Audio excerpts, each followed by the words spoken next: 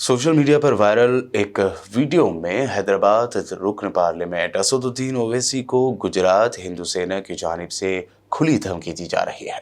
गुजरात के जामनगर में हिंदू सेना की जानिब से असदुद्दीन ओवैसी की जबान काटने वाले को 11 लाख रुपए के इनाम का ऐलान किया गया।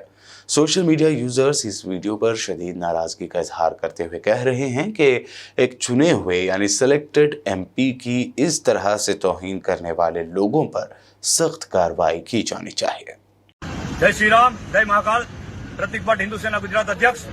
गुजरात हिंदू सेना द्वारा आज जाहिर કરવામાં આવ્યું છે કે હૈદરાબાદ સનાતન ધર્મ વિશે બફાટ કરે છે। અયોધ્યામાં જે રામ મંદિર બન્યું છે એના વિશે બેફામ બોલે છે, મુસ્લિમ યુવકોને ઉશ્કેરી રહ્યો છે અને હવે ગુજરાત હિન્દુ સેના આ હૈદરાબાદના ઓવેસી ખુલ્લી ચેલેન્જ અને જાહેર કરે છે ધર્મ વિશે જે બોલનાર છે અને 11 લાખનું ઇનામ આપશે। જય શ્રી રામ, જય શ્રી રામ।